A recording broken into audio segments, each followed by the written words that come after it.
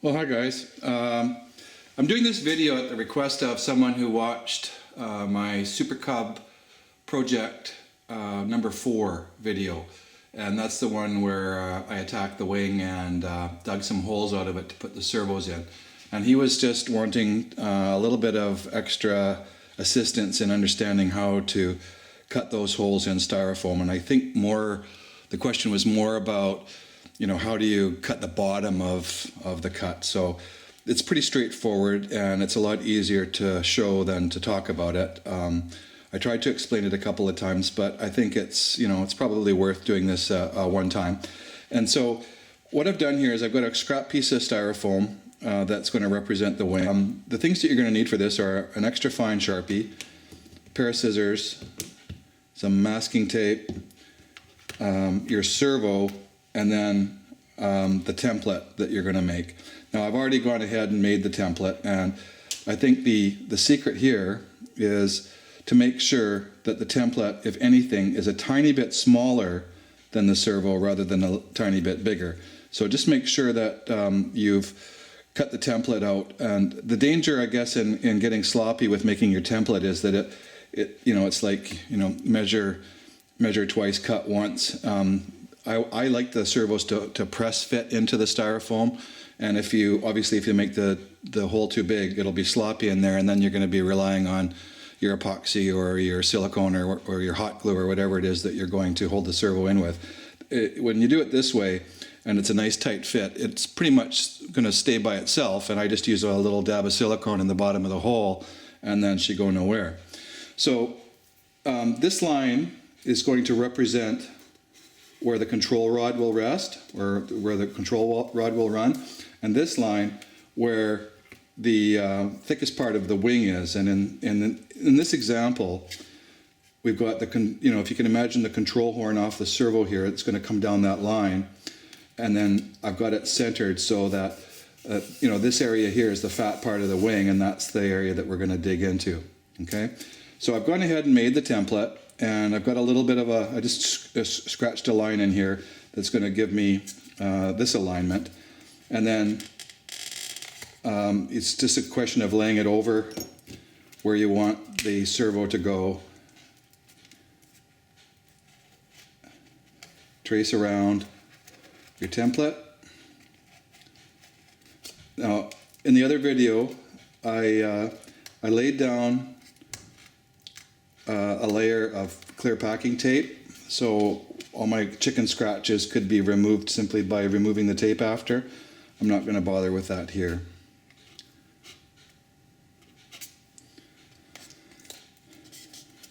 Okay, so there's the outline of the cut that we're going to make. So the next step is to make sure that you've got a new blade on a new number 11 blade on your X-Acto knife. And what you want to do is take a measurement, and I've already marked it with the Sharpie here, but just take a measurement for the depth so that you know how deep that you're going to go. And for this technique to work the best, it's important that all of your cuts be at exactly the same depth. So this will give you a gauge, and I've gone just a tad longer than the depth of the servo, and that's just because of the experience. I usually end up having to dig out a little bit. And then what I'll do is take a piece of masking tape,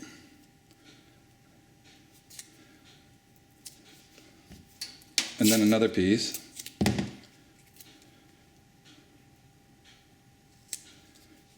and then I'll just take the scissors and I'll just neaten it up a bit so that they're not flapping all over the place.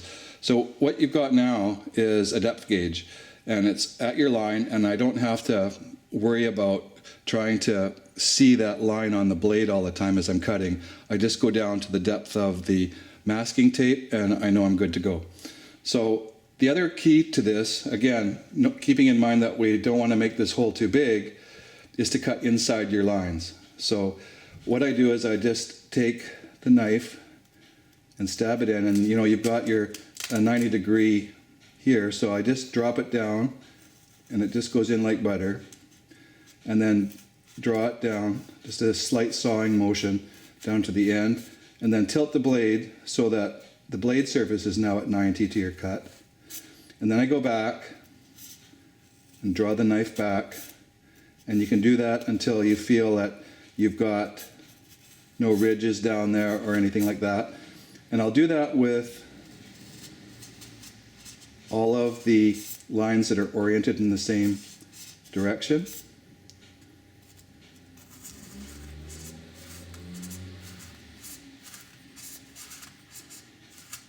I have to say that the foam on the wings of your plane, whether they're EPP or EPO or whatever they happen to be, the foam is much nicer than this scrap foam I'm using, which just, I think it came from a coffee maker or something that we bought, and I just kept it around just to fool around with styrofoam. But the pellets that they mold the planes out of are much finer than this, and they're not nearly as chunky. So now that I've got all my cuts going that way, I'll come down, do the same thing here, staying just inside the line.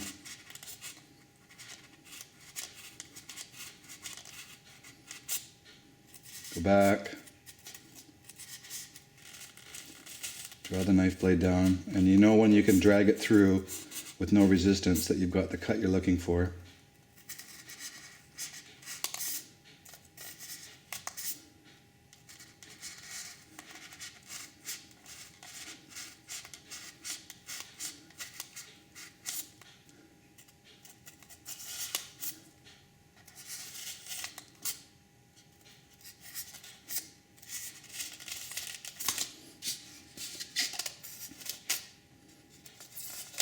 Okay, so it's all cut out now. So I guess where some people get confused is they wonder how to get that chunk of styrofoam out.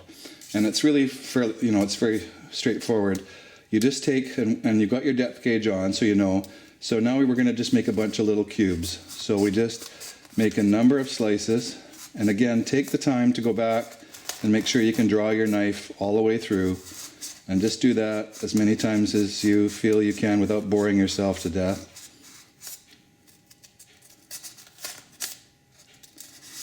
There's no precision required here other than the fact that you don't want to overshoot your lines. And actually the more slices that you put in, the better it goes when you dig it out. And also the bigger mess it makes when you dig them out, because you get these little pellet shards everywhere, and they stick to your clothes, your shoes, and you'll end up leaving a trail through the house wherever you go if you don't vacuum up before you go.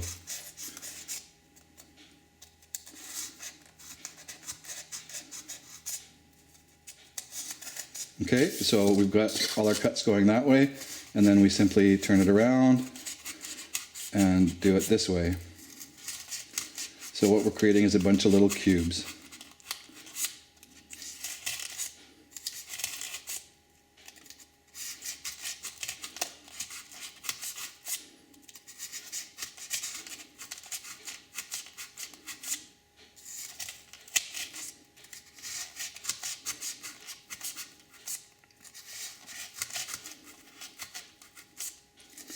I'm probably rushing. This is one of those things, if you don't have a lot of patience, this can be frustrating. And I know when I'm doing this in the wing, I just have to slow myself down. I'm rushing this a little bit for this because I don't have a wing at risk.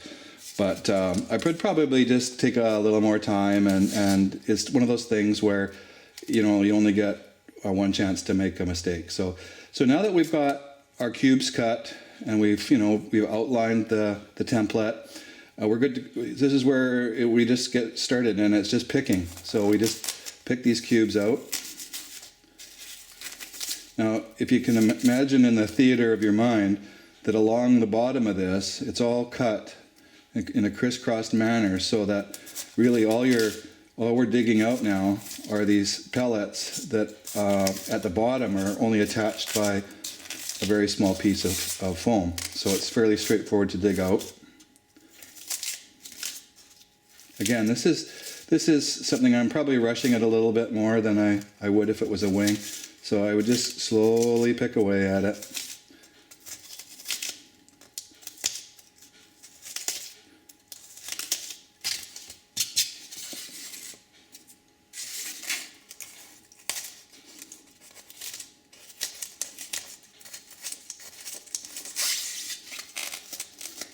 And then you have to get into your corners.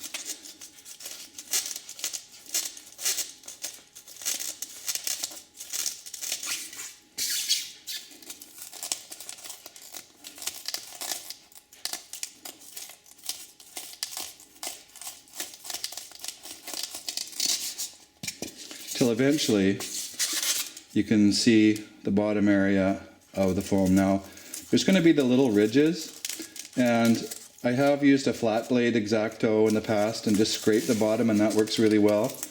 I forgot about that right here, so I'm just going to pick away at it with this, and it works just fine.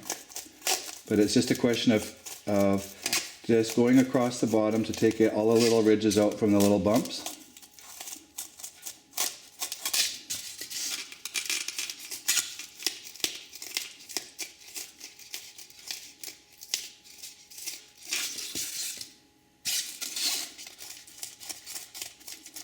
And you may have to do this once or twice once you test fit your servo. Okay, so now you'll notice in the pattern I haven't made any allowance for the tabs, the mounting tabs for the servo, or the wire. And I did that because the first time I tried a dry run on this, it was obvious that it was going to be easier to make those final cuts once the servo was in place, and you actually had you could rely on the servo for the measurement. So it's just a question now of coming back and marking for these tabs.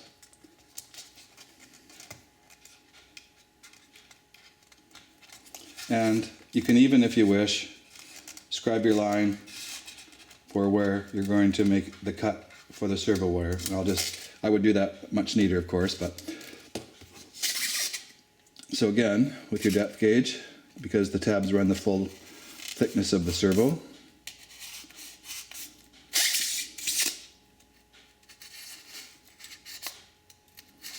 slice it up a little bit, and then the pieces just pick out.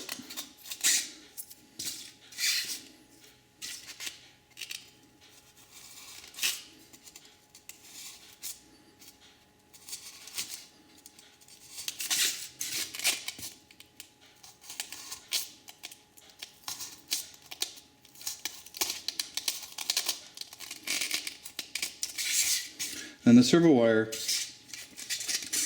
depends on the foam you're using, I found, and sometimes, obviously you don't have to go as deep here,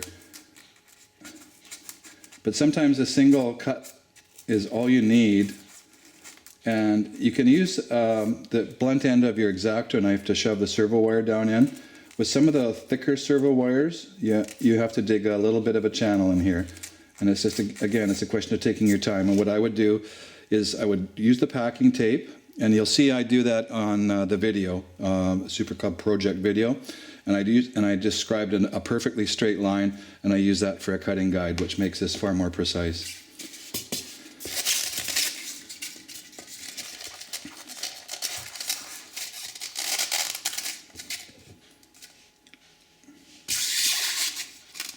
And then what I do is I pull the servo wire tight. And you're good to go. So you can see I got pretty lucky with this one. I've got a little bit of a high spot here. I would go back and dig it out, but that's it. There is one last thing that we need to do, and that is to accommodate the servo arm. And you can see here it's a pretty tight fit into the foam. So it's very easy at this point to pull the servo out, slip your servo arm, and then just take, mark it with your Sharpie and just take as much as you think you need. Same thing goes for the throw. Depending on how much throw you have on the servo, it's very easy then to dig out just enough foam rather than taking out way more than you need. And I just think it makes for an overall neater job. So hopefully this has been a help for those of you that were a little bit confused by how to do this. And for the rest of you, thanks for bearing with me. Bye-bye for now.